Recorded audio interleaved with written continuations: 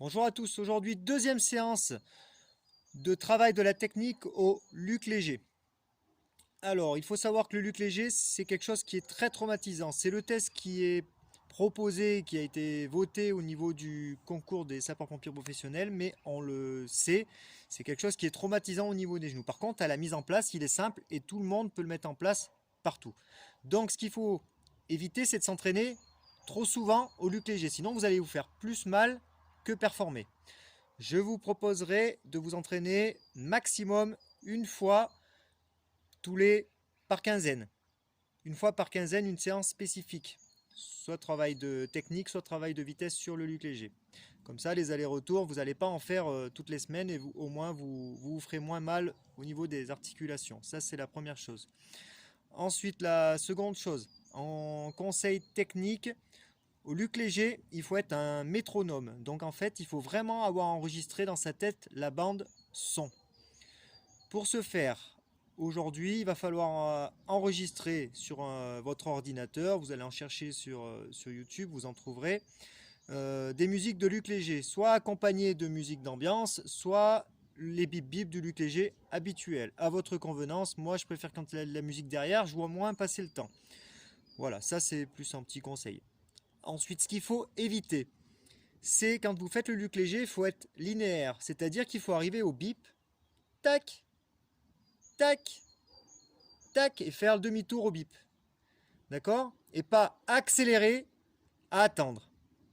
Accélérer, freiner, attendre. Accélérer, freiner, attendre. Ok? Il faut vraiment être linéaire. Comme ça, vous allez faire monter et votre chaleur corporelle, le pouls en même temps. Et du coup, vous allez être linéaire dans votre progression. Et de ce fait, vous irez plus loin.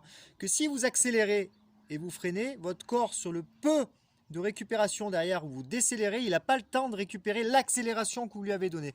Au début, ça va passer, puis quand vous allez arriver dans les paliers 9, 10, 11, 12, l'accélération que vous allez donner va être tellement forte que ça va vous mettre en apnée et vous n'aurez pas le temps de récupérer. Vous aurez produit trop d'acide lactique, comme on appelle ça. Donc, vous allez perdre en performance. Il vaut mieux être linéaire, ok?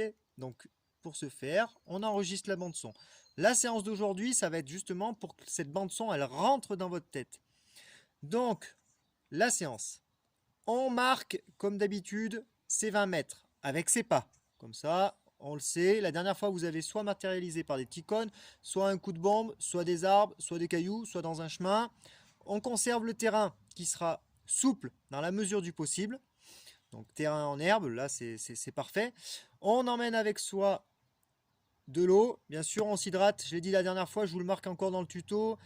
2 litres d'eau par jour. Qu'on fasse des séances ou qu'on ne fasse pas de séances, le corps il en a besoin. Donc on consomme minimum 2 litres d'eau par jour. Ok? Ensuite, on va se prendre la bande son qu'on mettra dans notre téléphone. On l'emmène avec nous, soit dans des écouteurs, soit sur le côté avec une petite enceinte connectée. On met le luc léger en route.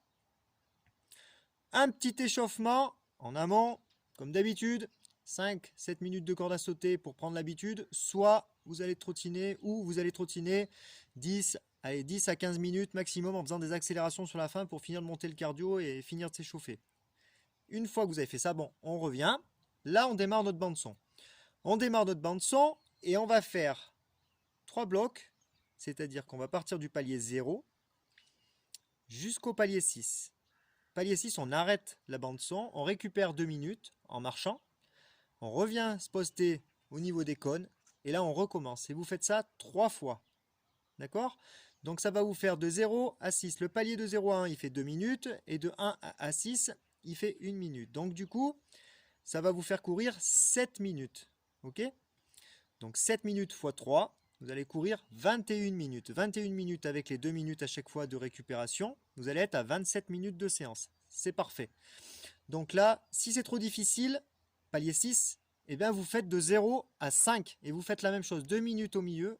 Et vous recommencez 3 fois. Une fois que vous avez terminé, vous faites la petite séance d'abdos, comme d'habitude, pendant 5 minutes. Si vous voulez des abdos, pareil, vous regardez dans mes tutos que j'avais fait auparavant, je proposais des exercices. Je vais en proposer dans les séances qui vont suivre.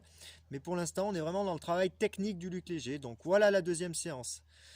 La première séance, on était vraiment dans l'approche des allers-retours. Là, aujourd'hui, on va passer vraiment dans le mode où il faut que le Luc léger il rentre dans votre tête.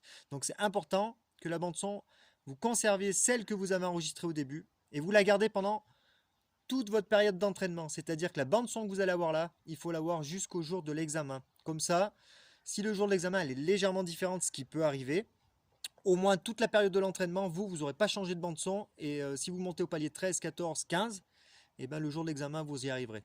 D'accord? Donc moi, je vous souhaite bon courage. S'il y a des questions ou quelque chose, vous n'hésitez pas à m'envoyer des messages privés. À bientôt!